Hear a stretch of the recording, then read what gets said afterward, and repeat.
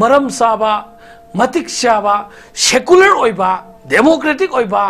sincere oiba honest oiba leader tangai fadem aikoi manipur gi soil da hairagadi aikoi si imalai bak ki damaktani thok to ba haiba imalai bak to aseng ba imalai bak ningi brana tagana kana kana gi lam lei lobuk lei hingol lei madu lei sange na leiba khopsel liba kambu sindura haiba wa hangam rai ba imalai bak harga imabu ikaiba piba administration khudong to budagi ngasi aikoi miyam mangda india gi praja singi mamangda manipur ni haina hanana aikoi manipur dai ni haina ngak thangalaga koi manipur dai ni haiba ngamamada haujikti manipur dai ni haina ye khalo o harga mina nuon tharaga noi mamdi manipur gi violence asina manipur gi violence asina manipur bu malem gi mamang ikai phiru khumal limneba manipur praja sigi aduna bu united states of america na world gi leibak singi maram da sangba ya daba jaga ina yamna khwaida gi luba jaga ne na manipur se tourist ki sangba ya roi na moi gi permission pidra na thamimne matamam dana manipur salaga manipur yengba manipur da lam koi bula amba gi dunga sidi kai were lam koi bagi da aching bala sanaga segi ikai phiru khumna halise kana na no haiba se khoi munna responsibility launa ba sange ꯑꯩꯈꯣꯏꯅ ꯈꯨꯠ ꯊꯤꯜꯂꯒ ꯇꯥꯛꯇ꯭ꯔꯒꯁꯨ ꯃꯁꯥ ꯃꯁꯥꯅ ꯑꯩꯒꯤ administration ꯑꯩꯒꯤ ꯂꯩꯉꯥꯛ ꯅꯠꯇ꯭ꯔꯒ ꯑꯩꯒꯤ ꯄ꯭ꯔꯖꯥ ꯅꯠꯇ꯭ꯔꯒ ꯑꯩꯒꯤ ꯃꯑꯣꯡꯅ ꯑꯩꯈꯣꯏꯅ ꯈꯔ ꯁꯣꯏꯈꯤꯕꯅ ꯉꯁꯤ ꯁꯤ ꯐꯤꯕꯝꯁꯤ ꯌꯧꯈ꯭ꯔ ꯃꯥꯜꯂꯦ ꯑꯗꯨꯗꯤ ꯑꯩꯈꯣꯏ ꯍꯥꯟꯅꯒꯤ ꯑꯔꯤꯕ ꯐꯣꯔꯃꯨꯂꯥꯁꯤ ꯍꯟꯗꯣꯛꯑꯒ ꯄ꯭ꯔꯖꯥꯒ ꯇꯣꯠꯅ ꯇꯤꯟꯅꯔꯒ ꯄ꯭ꯔꯖꯥꯒꯤ ꯀꯃꯥꯏꯅ ꯇꯧꯔ ꯁꯥꯟꯇꯤ ꯑꯣꯏꯅ ꯄꯨꯔꯛꯀꯗꯒꯦ ꯍꯥꯏꯕꯁꯣꯟꯗ ꯁꯨꯈꯟ ꯈꯟꯗꯕꯤꯗ ꯇꯤꯚꯤꯗ ꯅꯠꯇ꯭ꯔꯒ ꯄ꯭ꯔꯦꯁ ꯀꯟꯐꯔꯦꯟꯁꯇ ꯑꯋꯥꯏ ꯑꯈꯨꯝ ꯇꯥꯔꯒ ꯑꯩꯈꯣꯏꯅ ꯁꯥꯃꯨꯅꯤ ꯃꯈꯣꯏꯅ ꯍꯨꯏꯅꯦꯅ ꯂꯣꯜꯂꯒ ꯊꯣꯛꯄ ꯉꯝꯃꯤꯁꯦ ꯁꯤꯗꯒꯤ ꯍꯦꯟꯅ ꯉꯛꯄ ꯂꯩꯇꯦꯕ ꯂꯐꯨ ꯆꯥꯕ ꯁꯥꯃꯨꯅ ꯍꯦꯟꯅ ꯁꯤꯡꯉꯦꯅ ꯍꯥꯏꯔꯤꯕꯅꯦꯕ ꯅꯥꯄꯟ ꯇꯧꯔꯤꯕꯅꯦꯕ ꯅꯠꯇꯦ ꯃꯅꯤꯄꯨꯔ ꯄ꯭ꯔꯖꯥꯕꯨ ꯁꯦꯟꯅꯒꯗꯕ ꯀꯥꯡꯕꯨꯁꯦ ꯁꯥꯃꯨꯅꯦꯅ ꯆꯥꯎꯊꯣꯛꯏꯕꯅꯦꯕ ꯁꯥꯃꯨꯅ ꯂꯐꯨ ꯆꯥꯔꯒ ꯅꯥꯄꯟ ꯐꯔꯤꯉꯩꯗ ꯁꯣꯟꯗꯗꯤ ꯑꯩꯈꯣꯏꯒꯤ ꯃꯅꯤꯡꯈꯣꯡꯂꯣꯝꯗꯒꯤ ꯃꯅꯤꯄꯨꯔꯒꯤꯗꯤ ꯂꯣꯏꯅ ꯂꯣꯏꯁꯤꯜꯂꯛꯈ꯭ꯔꯦꯕ ꯑꯗꯨꯅ ꯑꯗꯣꯝꯒꯤ ꯁꯔꯀꯥꯔꯒꯤ ꯑꯗꯣꯝꯒꯤ ꯒꯕꯔꯃꯦꯟ ꯑꯩꯈꯣꯏꯅ ꯄꯥꯏꯔꯤꯉꯩꯗ ꯁꯂꯥꯛ ꯁꯥꯍꯜꯂꯝꯕꯗꯣ ꯑꯗꯨꯅ ꯉꯁꯤꯗꯤ ꯑꯃꯨꯛ ꯍꯟꯅ ꯅꯥꯄꯟ ꯇꯧꯗꯅ ꯉꯥꯡꯕꯒꯤ ꯃꯍꯨꯠꯇ ꯁꯣꯏꯈꯤꯕꯅ ꯁꯣꯏꯈ꯭ꯔꯦ ꯍꯧꯈꯤꯕꯅ ꯍꯧꯈ꯭ꯔꯦ ꯑꯩꯈꯣꯏ ꯀꯩꯗꯧꯔꯒ ꯑꯩꯈꯣꯏ ꯇꯥꯁꯤꯟ ꯈꯣꯝꯖꯤꯟꯃꯤꯟꯅꯔꯒ ꯃꯅꯤꯄꯨꯔꯒꯤ ꯑꯃꯨꯛ ꯍꯟꯅ ꯍꯥꯟꯅꯒꯤ ꯃꯥꯡꯈ꯭ꯔꯤꯕ ꯍꯥꯟꯅꯒꯤ ꯄꯨꯠꯊꯈ꯭ꯔꯤꯕ ꯃꯅꯤꯄꯨꯔꯒꯤ ꯑꯋꯥ ꯀꯌꯥꯁꯤ ꯀꯃꯥꯏꯅ ꯇꯧꯔ ꯃꯇꯨꯡ ꯊꯣꯛꯂꯣꯏꯗꯒꯦ ꯍꯥꯏꯅ ꯑꯩꯈꯣꯏ ꯄꯥꯔꯇꯤꯒꯤ ꯈꯦꯠꯅꯕ ꯍꯥꯏꯅꯗꯕꯤꯗ ꯑꯩꯈꯣꯏ ꯄꯨꯟꯅ ꯀꯂꯦꯛꯇꯤꯚ ꯑꯣꯏꯅ ꯊꯕꯛ ꯇꯧꯃꯤꯟꯅꯁꯦꯕ ꯑꯗꯨꯒꯤ ꯃꯍꯨꯠꯇ ꯄꯥꯔꯇꯤꯗ ꯇꯥꯏꯅꯔꯒ ꯅꯈꯣꯏꯒꯤ ꯃꯇꯝꯗ ꯑꯩꯅ ꯅꯈꯣꯏꯅ ꯁꯣꯏꯔꯝꯕꯅꯅꯦꯅ ꯇꯥꯏꯅꯕꯗ ꯉꯁꯤ ꯃꯈꯣꯏꯅ ꯈ꯭ꯋꯥꯡ ꯌꯧꯍꯜꯂꯤꯕꯅꯦꯕ ꯑꯗꯨꯗꯤ ꯍꯧꯖꯤꯛ ꯂꯨꯔꯤꯕ ꯄꯣꯠꯁꯤꯗ ꯑꯩꯈꯣꯏꯅ ꯁꯦꯟꯇꯔꯗ ꯀꯅꯥꯒꯤ ꯄꯥꯔꯇꯤ ꯂꯩꯔꯤꯁꯦ ꯑꯩꯈꯣꯏ ꯃꯃꯤꯠꯁꯤꯡꯗꯨꯗ ꯈꯨꯗꯣꯝꯕꯤ ꯊꯤꯜꯂꯒ ꯇꯥꯛꯈꯤꯒꯗ꯭ꯔꯕ ꯅꯠꯇ꯭ꯔꯒ ꯃꯅꯤꯄꯨꯔꯒꯤ ꯒꯕꯔꯅꯔꯁꯤ ꯀꯅꯥꯒꯤ ꯍꯦꯟꯗꯟꯗ ꯂꯥꯛꯄꯅꯣ ꯀꯅꯥꯅ ꯈꯜꯂꯛꯄꯅꯣ ꯃꯅꯤꯄꯨꯔ ꯒꯕꯔꯅꯔꯁꯤꯕꯨ ꯑꯩꯈꯣꯏ ꯃꯅꯤꯄꯨꯔ ꯄ꯭ꯔꯖꯥꯅ ꯚꯣꯠ ꯊꯥꯗꯔ ꯈꯟꯕ꯭ꯔꯕ ꯗꯤꯜꯂꯤꯗꯒꯤ home minister Shri Amit Shah prime minister Narendra ꯃꯣꯗꯤꯒꯤ ꯏꯟꯁꯇ꯭ꯔꯛꯁꯟ ꯃꯈꯥꯗ ꯃꯈꯣꯏꯅ ꯈꯜꯂꯒ ꯊꯝꯃꯛꯄꯅꯤ ꯍꯥꯏꯕꯅꯤꯗ ꯑꯗꯨ ꯑꯣꯏꯕ ꯇꯥꯔꯒꯗꯤ ꯆꯞ ꯃꯥꯟꯅꯩꯌꯦꯕ ꯁꯦꯟꯇꯔꯗ ꯄꯥꯏꯔꯤꯕ ꯗꯣꯜꯁꯤꯒ ꯃꯅꯤꯄꯨꯔ ꯁꯔꯀꯥꯔꯁꯤꯒ ꯗꯣꯜ ꯑꯃꯈꯛꯇꯅꯦꯕ ꯌꯦꯠꯇꯕꯥꯔꯁꯨ ꯅꯥ ꯑꯣꯏꯗꯕꯥꯔꯁꯨ ꯅꯥ ꯍꯥꯏꯗꯨ ꯑꯣꯏꯗꯣꯏꯅꯦꯕ ꯑꯗꯨꯅ ꯑꯩꯈꯣꯏꯅ ꯈꯪꯒꯗꯕꯗꯤ ꯑꯩꯈꯣꯏ ꯍꯧꯖꯤꯛ ꯄꯣꯂꯤꯇꯤꯀꯦꯜ ꯁꯤꯔꯨꯔꯕ ꯅꯍꯥꯟꯗꯒꯤ ꯇꯨꯝꯃꯒ ꯂꯩꯔꯨꯔꯕ ꯅꯍꯥꯟꯗꯒꯤ ꯆꯍꯤ 2ꯒ ꯊꯥ 4 ꯆꯪꯁꯜꯂꯕ ꯏꯔꯥꯡꯁꯤꯗ ꯇꯨꯃꯤꯟꯅ ꯂꯩꯁꯟꯅꯔꯨꯔꯦ ꯂꯥꯟꯖꯗꯕ ꯑꯩꯈꯣꯏꯗꯤ ꯀꯩꯝꯇ ꯌꯥꯎꯖꯗꯦꯅ ꯍꯥꯏꯔꯒ ꯍꯧꯖꯤꯛ ꯉꯔꯥꯡ ꯃꯅꯤꯄꯨꯔꯒꯤ ꯗꯤꯕꯦꯂꯞꯃꯦꯟ ꯈꯔ ꯍꯥꯏꯗꯤ ꯏꯔꯥꯡꯒꯤ ꯀꯩꯅꯣꯁꯤ ꯀꯥꯞꯅ ꯊꯤꯟꯅꯕ ꯂꯩꯔꯛꯇ꯭ꯔꯀꯥꯟꯁꯤꯗ ꯊꯣꯛꯑꯒ ꯑꯃꯨꯛꯀ ꯚꯣꯠꯀꯤ ꯈꯣꯝꯅꯉꯥꯏꯒꯤ ꯃꯑꯣꯡꯗꯧꯅ ꯈꯕꯔꯗ ꯊꯣꯛꯑꯒ ꯄ꯭ꯔꯦꯁ ꯀꯟꯐꯔꯦꯟꯁ ꯇꯧꯔꯤꯕꯅꯤ ꯀꯥꯏꯅ ꯊꯧꯅꯥ ꯐꯔꯒ ꯇꯤꯚꯤ ꯗꯤꯁꯀꯁꯟꯗ ꯑꯣꯄꯟ ꯑꯣꯏꯅ ꯐꯝꯅꯔꯒ ꯉꯥꯡꯅꯁꯤ ꯁꯤꯗꯅ ꯃꯈꯣꯏꯒꯤ ꯃꯤꯍꯨꯠ ꯊꯥꯔꯛꯇꯕ ꯑꯇꯣꯞꯄ ꯄꯦꯅꯦꯂꯤꯁꯁꯤꯡꯅ ꯃꯈꯣꯏꯒꯤ ꯐꯨꯀꯠꯅꯉꯥꯏ ꯍꯣꯠꯅꯕꯤꯗꯕ ꯀꯌꯥ ꯋꯥꯔꯝꯒꯅꯤ ꯑꯩꯈꯣꯏ ꯈꯪꯗꯕ ꯅꯠꯇꯦꯕ ꯃꯔꯝꯗꯤ ꯑꯗꯨꯃꯥꯏꯅ ꯇꯧꯕꯤꯔꯅꯨ ꯍꯧꯖꯤꯛꯇꯤ ꯄꯣꯂꯤꯇꯤꯀꯦꯜ ꯒꯦꯝ ꯕ꯭ꯂꯦꯝ ꯃꯁꯤ ꯇꯧꯕꯒꯤ ꯃꯍꯨꯠꯇ ꯂꯩꯕ ꯍꯧꯖꯤꯛꯀꯤ ꯄ꯭ꯔꯖꯦꯟ ꯒꯕꯔꯅꯔꯁꯦ ꯁꯤꯒꯤꯁꯤꯗ ꯑꯩꯈꯣꯏꯒꯤ ꯄꯣꯄꯨꯂꯔ ꯒꯕꯔꯃꯦꯟ ꯑꯃ ꯁꯦꯝꯖꯒꯦ ꯍꯥꯏꯅ ꯅꯈꯣꯏꯒꯤ ꯂꯩꯕ ꯃꯤꯁꯤꯡꯁꯤꯡꯗꯣ ꯑꯍꯤꯡꯕ MLA ꯉꯥꯛꯇꯅꯦꯕ ꯂꯩꯗꯣ MLAꯗꯤ ꯁꯁꯄꯦꯟ ꯇꯧꯗꯦꯕ MLA ꯑꯩꯈꯣꯏ ꯆꯪꯁꯤꯜꯂꯒꯅꯦ ꯅꯈꯣꯏꯒꯤ ꯂꯤꯗꯔ ꯑꯃ ꯄꯨꯊꯣꯛꯑꯒ ꯁꯦꯝꯃꯒ हाँ की सिदुदी यादबगी प्रॉब्लम नहीं खरमनी ना कैसु मधु होय खन्ना रोय खंगे ओय सोयरा रोय जे एना थाजै अदुदी नखोय लेहौरिबा निफु मई मंगा दुई मनुंग निफु मई दी मनुंग अम खक्तंग लीडर ने खलगा सरकार सेमगा मणिपुर की अम हेना शांति पुरंगाय होनरगा प्रजा की गिरबान से नखोय न तौनिंगबा नखोय ने तौनिंगबा तौतबु सही निपान सिदा नखोय न तौब ngमखिदबा अफब थौक मयाम मंगलान दि लायमगनेबा मरमदि नखोय की इलेक्शन की मैनिफेस्टो दा फजब यम थेट खियबा पोस्टर दे यम थेट खियबा मधु खजितंग पांगथोक ngमनगाय की दमता नखोय अमक्तंग सरकार सेबिरो नखोय सरकार सेबिरो सेबा ngमोयदबो ओरगना चौकरी थादोकपिरो हायबनेबो अदुदि नत्रना सुम चौकरीसु कोनगनी थागी तोलबसु लौगनी सरकार सेमगनी ना प्रजादु धप तौगनी सरकार ने सेमन सुंगमोय सुगुम ड्रामा सिना प्रजाबु लाल लमजिंग बै महता सुगुम प्रजाबु लाल लमजिंग बसिंगसे सिगी मायोक्ता लेबाक निंगी बेसिनी नाउसिंग समाज सेवा तोइबा सोशल वर्कर सिंग इंटेलेक्चुअल सिंग लाइक द शोरबो मिसिंग खुदिंग मंगना सो मियेंग अमा संगगा चुमिबो लालिब्रा तौरि साहेबसे मियेंग अमा संगगा मयाम सु थोगा अखोय खन्नब वाफम अमा संगे है वाफम सिथा लेरेबि इरांग असि लोइसिनबा ngमगनी हना खनबिब्रा दुगा अखोय पॉपुलर गवर्नमेंट अमा दैबन हेना अखोय इरांग सि लोइसिनदा हेना मतेंग पांगदरा खनबा अखोय ओजा तुमजागी मोतदि अखोय पीआर की अचीवमेंट खरमदि फंगे हायबा लेदि अदुबो पब्लिक की ओपिनियन अदुगा मरुइना अखोय कांग्रेस की साइड तगेजु पीआर सि इना कैगुम थबक तौरिसिदि अखोय फजबा अचीवमेंट अमता लेतबगी मोंगदा ngang फोंदोकपगे अमुसु लेगे हायबा तारजा हुजुजिक अखोई लेरिब सही अनि हेलब इरांग सि लोइसिनबदा कोई पीआर की गवर्नमेंट सिना लौसिलेब कोई गवर्नर लौखलेब थबक थोरम सिंग असि कदाई फौबा कोई नक्सिले हना लौबे याय नत्रगा कदाई फौबा निंग काइनियाय ओइगे अदु थंबियो कांग्रेस ना अफब तौरसु अदुम बदनाम साबा फतब तौरसु सि फतबने सु हाइबसुंगम दबा ngरang hani kui dringeda moi congress na pr yam pam khito mokoi na pr pura ini hauji ti kamdau re na hai na ex minister amana ngang bjp gi ngasi dia maka pr si ki achievement lei re na khoi gi oja tomsa mayam na bjp spokesperson ne na khanbi ba ma budi ukiloi jaba ado masa naudi yab jadab dikhang de it is up to him but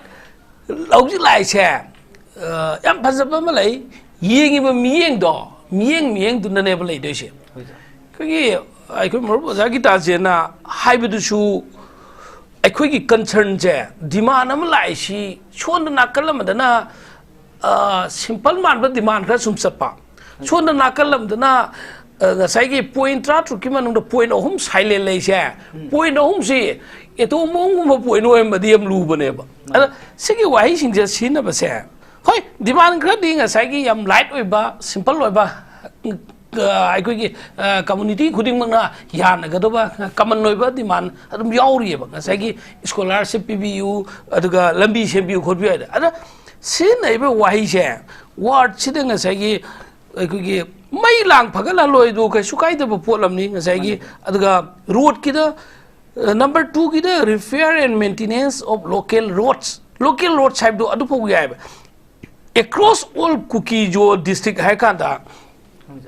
Kuki-Jo district hai basi officially government ki record laitaba amane Churasampur district hai kera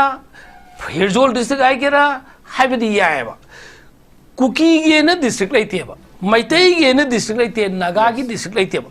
yes मखोइना सिनगेगा Kuki inhabitant area Kuki न खुंदाब जगासिंग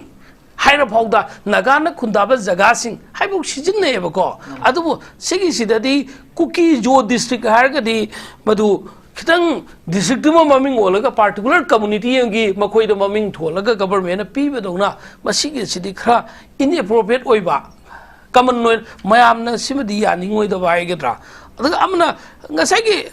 landslide की concern ओइबा तिपाई मुकी दाय बदु landslide थोक पाइ सिदि humanity जा मी खुदिंग मक एनी जाति होइसनो लैंडस्लाइड थोक पालंबी दं फत्ता बाइ सिदि फानगदमने लैंडस्लाइड थोक पदगी कन्नगाई की कैदोकदगी अदुदि या पोट अमनेबा ngसाइगी अदुगा डेवलपमेंट ऑफ की roadways linking Churachandpur to Chandel and Kangpokpi मसी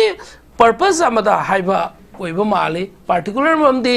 इम्फाल से छुयो यो अरोइगे अखोय सोंदा दुम चटलगे आइना तौबगी माले मसिजो ममदि इम्फाल छोकता है यस कई स्टेट खर ले अरुणाचल प्रदेश ईटानगर से अरुणाचल की कैपिटल है वेयर एज ईटानगर से सुयोग जगह खर लेबा अतोप डिस्ट्रिक्ट डिस्ट्रिक्ट मधुकी पर्पस दुदी मागी चुमनगी जियोग्राफिकल की रही सिचुएशन तो ना ईटानगर ले जगह दुगा संग दबिदा अतोप डिस्ट्रिक्ट चटपने तब तो मणिपुर की कैपिटल इम्फाल से इम्फाल दे यौदब जादब रीजन मैम लेबा इम्फाल द डिस्ट्रिक्ट की हेडक्वार्टर की स्टेट के लेबा बोर्ड गुन दुगा फरे इम्फाल जौगनो कई सुकाइदे चखोबा तब तब इम्फाल बदनाम तौबीदबिदा मागी लंबी चनिंगबा खोंगना चटकेरा गाइना चके एरोप्लेन टोंगेरा लंबीदो तब तब लंबी सेंबियो हाइबदि याय पार्टिकुलर डिस्ट्रिक्ट अहुम का गायबदु खितंग एजेंडा दो मखोय खकी होय अदुबदि मखोय न तौने मखोय की डिमांड तौब तामने मखोय की ऑर्गेनाइजेशन न तौजबनिना मखोय न अखोय की डिमांड तौबी बहुन देब अदुदि मदुदि अन तौतबु येंगदौसी मणिपुर की गवर्नर ना येंग तारे मान तो डिमांड से हिडन एजेंडा तो करीनो है खलगा चौखट मिनब तारगदी मणिपुर की काजिन का लंबी चिंग मान तम लोइना सेगुत पदामनी पार्टिकुलर अमखकी सेक्शन अमगी कम्युनिटी की वेलफेयर सेमगा अतोपा अखोई इम्फाल मनुंग नत्रगा वैली की डिस्ट्रिक्ट मयाम सिदसु लंबी दोंगसे नोरोक ताब याम लेरे सिंगमई कवा लंबी जिंग साइना थौबाल कोटे इम्फाल कोटा आइगलका नुंदिन बुंग अम मकाइदा नोंग खिदंग जुगिब थुमगा लंबी जौग हाईवे से नेशनल हाईवे से प्रोगो कायब कवा स्वाइदनी गोइजे इम्फाल मनुंग से अतई मैम लेरेबा अदुना सिगुदिंग लंबी सेंगुदे अदुगा जेगे माना appointment of a neutral advocate general in the Manipur High Court. Man, Manipur High Court is Manipur High Court advocate general is Phammi. Normally, 99.99% the Manipur High Court Phammi advocate general is. Taudu Khan Bauti advocate general of Manipur in the Kanjarga so advocate general is district court of Hamna Deva. Kaikumi no Padok Lakpa, Kesam Gaduname, Adla Makoina, Sineva Tam do Manipur High Court, like Manipur High Court key in a sin of Wogani, Maduki position do not take. Mar has SARS, I'm told river, neutral over high river, neutral over see, allegation, I'm lay river, neutral with Rihanna. Madu Makti, I coin as Uzabada, any community laga so Madu Ukilgis and Mamjadi, neutrality at maintain Togani and I could Kaleva. Adu Moigi, the man Uzabanina, I coin a Kayarni, Moigi paint for paint about that is Makogi Amalay River. A Toktobu, aha, Masida, Anishuna can be I from the Hiram Draco Moina. Otherwise, Shingiama, Yama Kaluga, I have the Hiram Drabasima. I think I could say, a total district Kalai, MPSC, as I have the Zatum Zana, the Manipur Public Service Commission gave here. Chichu, Cookie Jo District, the Highway Mohotane. Masiki exam center since Labi Chatok Chaching Kudong Chan and I don't sing district transportation Kudong Cha Vita, even Ukuldo, so I did sub center exam center. Adumaina hypopoiado, Makoina particular cookie jo gadi, Makoishi, Impal, Kumakway Kulongcha, Renata, Kumak Nindrena, Kainoma Hypogim Mongale, the Adabu Manung, the Makata, Manipurgi civil service, the Pami, Haibane, Manipurgi government job Pami, Manipurgi low quota, Pami, even Nasima, I could get Tawal Court Amada, Ubani Shibiagi case, Tawal Kota, Warren recall to get up see Strasapur Kota ki VC video conferencing ki motor torga, Warren recall away in Strasapur Kota, link up to the river. That means officially Tangai for the Batawayaba Kran link to river. Ado Chupsel like Padamakoiki demanding she Hojik Maru in a point Taragum do shit a day, Yamna. Akan demand a choba, Utragachu, the Saiki Luliba, say, I go Murgutas in Ibena, point of whom share. Masimagna independent administration ki rumama demand Techella Magadi. The Saiki, Siki Singiti extra Nena, Padigo home do not hapaga, Maru, Mapungo be in Zang, we don't know to boy Magadi. At I never could lose it. How Jane substance of the hiding is a Manipurgi governor the Moishi Pishan Ram.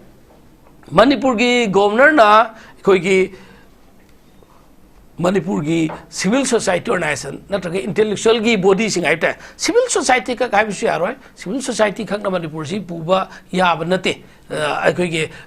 all political party ki leaders sing intellectual sing social workers sing ai batare masak khang daba lot laga lei jaba expose am tau jada ba mi su yam lei ba khar ka khangal laga masi kaino kick and corner khar ka yenga ga ne Kano to Makoishu Kra invite tawrga dialogue si governor ga faminarga manipur gi na khoi gi chu makhoi tal bi saina ekhoi manipur gi generally maruina mapungoina majority hai batare maitai na talib dimasina manipur gi at large tan bane manipur gi sitok se center da gi chakthung am lok sar su maitai gi chakthung ekhoi gi kaino sanction na ekhoi gi saukhat na ngai gi piro oin hai bana te ba manipur gi pibi yu hai bane manipur gi ching gi sarki su yaung na ne ba manipur gi government na manipur gi chief minister na chief secretary na manipur gi any mp sing na demand toy do ꯑꯩꯈꯣꯏꯒꯤ ꯃꯅꯤꯄꯨꯔꯒꯤ M ꯄꯤꯁꯤꯡꯅ parliament ꯂꯥꯛꯏꯗꯨ weather ꯔꯥꯖ꯭ꯌ ꯁꯚꯥ ꯂꯣꯛ ꯁꯚꯥ ꯈꯨꯗꯤꯡꯃꯛꯅ ꯑꯗꯨꯅ ꯃꯁꯤꯒꯤ ꯖꯒꯥ ꯑꯁꯤ ꯃꯈꯣꯏꯅ ꯇꯣꯉꯥꯟ ꯆꯥꯅꯤꯡꯕꯒꯤ ꯑꯦꯖꯦꯟꯗꯥ ꯑꯃꯗ ꯑꯄꯤꯛꯄ ꯖꯒꯥ ꯑꯃꯗ ꯉꯁꯥꯏꯒꯤ ꯗꯤꯁꯇ꯭ꯔꯤꯛ ꯑꯃꯅꯤꯈꯛꯀꯤ ꯋꯦꯜꯐꯤꯌꯔ ꯗꯤꯁꯇ꯭ꯔꯤꯛ ꯑꯃꯈꯛꯀꯤ ꯇꯧꯈ꯭ꯔꯦꯕ ꯑꯩꯈꯣꯏ ꯃꯈꯣꯏꯒꯤ ꯑꯄꯥꯝꯕꯅꯦꯅ ꯇꯧꯖꯕꯅ ꯑꯗꯨꯕꯨ ꯌꯦꯡꯒꯗꯧꯗꯤ ꯒꯕꯔꯅꯔꯁꯤꯅ ꯑꯗꯒꯤ ꯏꯟꯗꯤꯌꯥꯒꯤ ꯍꯣꯝ ꯃꯤꯅꯤꯁꯇꯔꯅ ꯄ꯭ꯔꯥꯏꯝ ꯃꯤꯅꯤꯁꯇꯔ ꯂꯦꯚꯦꯜꯅ ꯏꯟꯗꯤꯌꯥꯁꯦ ꯁ꯭ꯇꯦꯠ ꯃꯆꯥ ꯃꯆꯥ ꯀꯌꯥꯅ ꯄꯨꯟꯁꯤꯜꯂ ꯁꯦꯝꯕꯅꯤ इंडिया की स्टेट मसा सिंखी मनुंगा मणिपुर से आम कन्फ्लिक्ट लेवे स्टेट अमने कईगिनो हाय मतमदा मणिपुर की एनेक्स तो बाहायगद्रा मर्जर तो बाहायगद्रा सिननिंग मैम सिनै लोन से 1949 की मतमदगी सिंगे मतुंगदगी मणिपुर की निंगदोन पोंबा नहा सिंग अहन सिंग यूथ सिंग लोइनमक लैखिबदिना मसिगी सिरा हौजिकी मणिपुर की पिखरबा स्क्वायर किलोमीटर लिसिंग कुनगनिथोय चहुंगा कुनतरेत खक्सिदा अखोगी इंटरनेशनल बाउंडरी होइबा बर्मा का म्यांमार का ताइनबसिदा अखोगी स्क्वायर फीट मैम स्क्वायर किलोमीटर मैम मांग खराइबी नुआइतब लेबा कबो वैली सी मणिपुर की सरुक सी लोक्सन खराइबगी पिथो खराइबगी निंदोन बोम लेबा सी मैम सिदा अमका अपिक डिस्ट्रिक्ट अमनिगी नत्रग फुरुप अमगी ओइना तोंगाने एडमिनिस्ट्रेशन मदुगी इंडिपेंडेंट पीखिबदारगदी मणिपुर से मणिपुर की आइडेंटिटी सगलोन अबदी मणिपुर की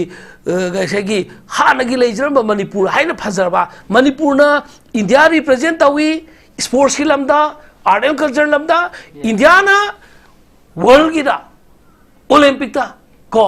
वर्ल्ड कप सिंगदा रिप्रेजेंट तौरगा मणिपुर की ओलंपियान थोइमनी सिवरगदी मणिपुर से कांग खोंग साइबी से अमो ओइखरनी अदुगा मणिपुर सिना अमका मसिगी सिगी निंगोन बोंबसी सुमाइना अखोइना नातै चाना फजना गवर्नमेंट शांति होइना पुरागा मसिगी माइ मागी डिमांड अपिक अपिक पीबा याबा जेनरल ओइबा खरा लेदन लमी दोंग फगला मई सिंग बालु स्कॉलरशिप पियु वरी इमदा एग्जाम सेंटर खरगा पियु हाइबदु नतना अतोप एरिया ददी major administration the break down तौगदबदि सोकप यारो कोइनी इंडिया गवर्नमेंट ना फजना खनबीरगा सेबीरे भाई सेमौद्रगदि मणिपुरना नहानदगी तालकपसी डिमांड अमले मणिपुर इसागी इरोमदोम एडमिनिस्ट्रेशन तौजबई डिमांड दो मदुदगी हौजिकती मणिपुर प्रजा पुंबमक सौगचलगदी अमका याम इंडिया दा मकोक सागने अना इंडिया ना नाकल अमगी फुरुप अमगी नत्रगा सेक्शन अमगी मनिंग जुंगाई होनबदा मणिपुर काई नगाई सिलगदी मणिपुर की लेबा लाक्या सिना सोय जोयदगी इंडिया की मायोक्ता अफोंग तौक मतमदा इंडिया मकोक सागनी ख्वाइदगी कलबा मीदो ख्वाइदगी सोनब मीमगी मखुता मथ्वाइ थाबने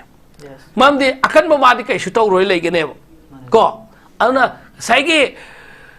अलेक्जेंडर द ग्रेट ना पृथ्वी पुंब कोइने चलुयेबा अदु इंडिया दा लाकपा खादा मागी फ्रॉक स्कर्ट हाइगद्रा मा सेना लाकादा कांगोंगी मखुता सीगेबा मलेरिया नादन दैट मीन्स मणिपुर से पिक्चर गसु मणिपुर की मीसिंगदा मटिंग लेबा मणिपुर मीसिंगदा मीन लाक्सबा यादबा मरमदे नुमित ताब नाइदि हाइबा ब्रिटिश का शीर्षो सिना माइथि ने खंगंग थेंगनकिबा स्पिरिट मदुगी सदा नौदानेबा मदुगी ईदु लेरी हाइबनिदा मदुगी ईदु लेरी चुमना पराठा रोटी बिरयानी पुलाव चारगा तन चारगा लेनबदु नते अखोगी तोंगानबा इरोनबा कांगसोय चाजरगसो अखोगी अखोगी मतिंग अमा तोंगान फुदोपुंग अदुनने मणिपुर की मीसिंगसी यामना वांग चावरबा नते अदुबु इंडिया की नत्रगन मालेम की अतोपा सानरोय क्या वांग चावबा मयामगा थेंगनबा मणिपुर से लाक्सबा मणिपुर मी से लाक्सबा ngамदे पिखरबा मणिपुर की मीसिंगना अचौ अचौबा मेडल वर्ल्ड की थाकता पुरेबा अदु ओइबा तारगदे मणिपुर से इंडिया न तराई तराई लौफम थोकते इंडिया न तराई तराई न लौफम थोकते हैंगे तांजासिदा पॉलिटिकल पार्टी हौजिक पाइबा गवर्नमेंट पाइबा पार्टी से मखोइ ने यामना कंसर्न होइना मणिपुर की से शांति होइना लोइसंगाय होनबदा मखोइ गा अचौबा रोल नि मखोइना अतोप पोलिटिकल पार्टी दा अतोप हानगिदा ममईदा तुंगदैना ताइनबगिदु तौबीरनु मणिपुर है शांति लेंगाई होनबदा प्रेजेंट गवर्नमेंट से centre as well as state नखोई थमोई सेंगना लवी वाई वाफम दु थमजगे याम नुइजे जा मखा जे पीआर लेरबसु खोगी यूनियन होम मिनिस्टर ना फोंदो की वाफम खोगी national highway the free movement लेहलवाई वाफम मैसा खे बतायो अदुबो हुजि हुजि यामना कन्ना खोगी पीआर गवर्नमेंट सिना तोंगान तोंगान बा खोगी मैतै अमदी कुकिजो कांगुकी सेरुसिंग उनरग वाली शानाबा हौरी खोगी वारोइ सिन अमा पुरंगनब कन्न होनरी हाइबा तारे तबदबो ममांगदा थोखिबो थौदोसिंग असि येंगुर कांदा खोगी हुजि हुजि पाइखलेब थबकसिंग सिना मणिपुर से शांति ओहेम ngamgani an thajaba कमाई येंबे थोइ गोना थम मसी एखोई हाना पीआर लेत्रंगदा एखोगी प्रॉपर गवर्नमेंट अमा लेरमिको हौजिकसु पीआर लेबसिदा गवर्नमेंट दुगी महुतु एडमिनिस्ट्रेटर दु हानना हेड ऑफ द स्टेट सी गवर्नर ममिंग धामका चीफ मिनिस्टर ना फंक्शन तोमने इलेक्टेड लीडर सिंह है बता हौजिकना चीफ मिनिस्टर दु याव दबिदा गवर्नर ने एडमिनिस्ट्रेटर ओइबने पोची अदुगा सेंटर ना डायरेक्ट सेंटर की एडवाइस सिंह दु हक्थेंग ना सेंटर का फाउनबा एडमिनिस्ट्रेशन अमने है बनेदा होम मिनिस्टर दगी प्राइम मिनिस्टर लेवल दगी एनी डिसीजन लौक मतमदा मणिपुर गवर्नर ना इंदबे याते खुदिंगमक्से प्रजा की वॉइस से हाना अखोगी प्रॉपर मिनिस्ट्री प्रॉपर गवर्नमेंट लेबे मतमदना एमएलए सिंह खुदांगदा मिनिस्टर खुदांगदा डायरेक्ट चीफ मिनिस्टर दा उनरगा हाइनिंगबा पेंदबा डिमांड सिंह हायमबने मदुदा थौक पांगथोक पिरमदबने सेंग हारगदी हुई मणिपुर से सही खरा से कोई लेबाक की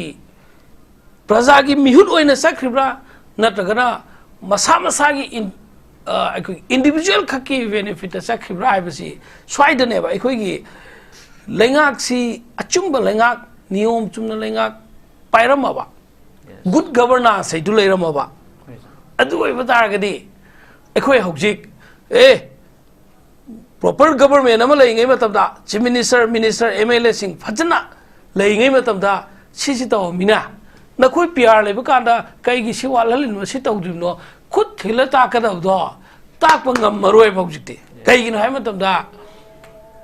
प्रेसिडेंट रुनसे लाक्तृगी ममांगदा गवर्नमेंट अमा लेरमेबा प्रॉपर गवर्नमेंट दुना थबकसि तौरमिसिंदु प्रजागी पेनंगाय ओइखिदबा अदुगी मरमदुनने हौजिक गवर्नर ना अखोइद वा हायरगसो माना थोइना सेरसुइन ताबिरोय मरमदी अखोइगी मिहुने ने अखोइना खुपीना सोइदोरगा थागत खिबदुना अखोइ प्रजागी वेलफेयर तो बिरम दबन ngasi गवर्नर दुना सोइखोइबु नत्रगा सेंटर ना सोइखोइबु याम कन्ना लुमना लौरोय सी इसम समना हारबदा मरम साबा मतिक साबा सेकुलर ओइबा डेमोक्रेटिक ओइबा सिंसियर ओइबा ऑनेस्ट ओइबा लीडर तंगाई फदेब अखोई मणिपुर की सोइल दा हाइरगदी अखोई से इमा लेबाक की दमक्तनी थौक तौबा हाइबा इमा लेबाक तो असेंग इमा लेबाक निंगिब्रा नत्रगना कना कना की लम लई लबुक लई हिंगो लई मदु लई छनगेना लेबाक खोपसलिबा कांगु सिंदुरा हाइबा वा हंगमरा हाइबा इमा लेबाक हारगा इमाबु इकाइब पीबा एडमिनिस्ट्रेशन खुदौ तौबदगी ngasi अखोई मियाम मांगदा इंडिया की प्रजा सिंह ममांगदा मणिपुर नि हाइना हानना अखोई मणिपुर दैनि हाय नंगक थांगलगा अखोई मणिपुर दैनि हाइब ngमबदा हौजिकते मणिपुर दैनि हायनि येखलो ओ हारगा मीना नुओंधरगा नोई मरमदी मणिपुर की वायलेंस असिना मणिपुर की वायलेंस असिना मणिपुर बु मालेम की ममांग इकाई फिरु खुमलिमनेबा मणिपुर प्रजा सिंह अदुनबु यूनाइटेड स्टेट्स ऑफ अमेरिका ना वर्ल्ड की लेबाक सिंह मरमदा संग यादब जगह है यामना ख्वाइदगी लुबा जगह ने ना मणिपुर से टूरिस्ट की संग यारोइना मोइगी परमिशन पीदरना थमिमने मतममदना मणिपुर चलगा मणिपुर येंबा मणिपुर दा लम कोइबा लामबगी दुगा सिदी कई वेरे लम कोइबगी दा अथिंग लेसनगरे सगी इकाई फिरु खुमना हलिसे कनाननो हाइबसे अखोइ मुना responsibility launaba sange aikoina khut tilaga takragasu masa masana oh aigi administration aigi leingak natraga aigi praja natraga aigi mawongna aikoina khara soikibana ngasi si phibam si yaukhramane aduri aikoi hanagi ariba formula si handoga praja ga tona tinarga praja gi kamaintor shanti hoina purakadagi haba sonda sukhan khanda bida tv da natraga press conference awai khum targa aikoina samuni makoina huine na luolaga thokpa ngamise sidagi hena ngakpa laiteba lapu zaba samuna hena singe na hairimneba napan tawimneba nade Manipur praja bu senagadaba kangbu se samune na sau thoimneba samuna lapu zaga napan pharinge da sonda di khoi gi maning khongom da gi Manipur gi di loina loiselakhreba aduna adom gi sarkar gi adom gi government na khoina painge da salak salambado auna ngasi di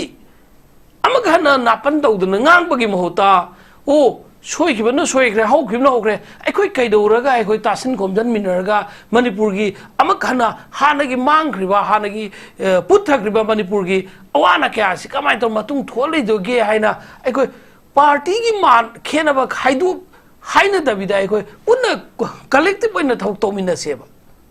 adugi mahota party da tainaraga nakhoi gi matamda ina nakhoina soiramba nanen tainaba da ngasi makhoina khwang jo halimneba adudi hojik luri pot sida aikoina center da kana gi party leiri se aikoi mamit singdu da khudo miti laga takhi gadraba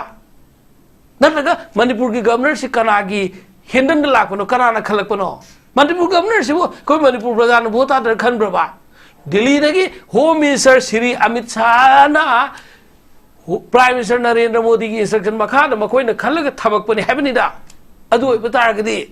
chap manayeba center da paiba dol siga Manipur sarkar siga dol ama khaktaneba ye tabarsu na oida barsu na aidu oidoineba aduna aikoina khangadabde aikoi hojik political siuraba nahandagi tummaga layuraba nahandagi sahi aniga tha mari jangsalaba irang sida tominna leisanare lanjadaba aikoi di kaimta yaujade na harga hojik ngarang han Manipur gi development khra haidi irangi kainosi kapna thinaba lektra kwajira thoga gaunka vote ki khom nangai gi mawong dongna khabar da thoga ga press conference toimi gaina thauna pharga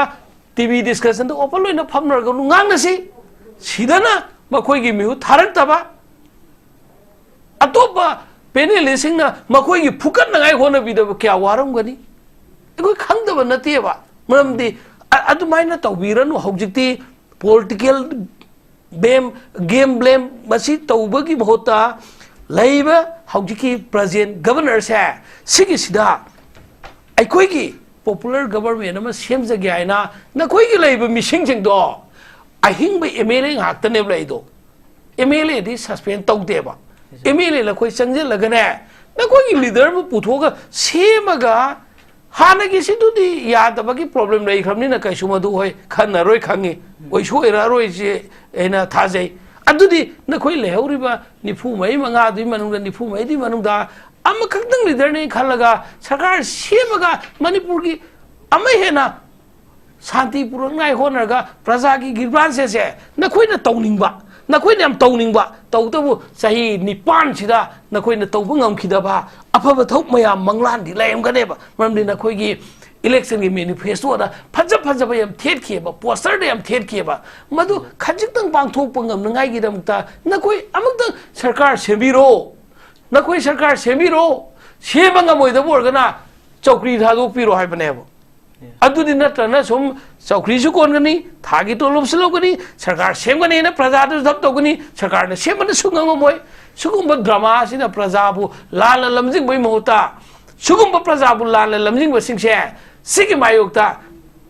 lebak ningi be sini na oksing sama seva toiba social worker sing intellectual sing like the shorba missing khuding bang na so mieng ama sangaga chumi ba lalibra tawri sep se mieng ama sangaga mayam su thoga khoi khanna wafam ama sangye wafam si thamjake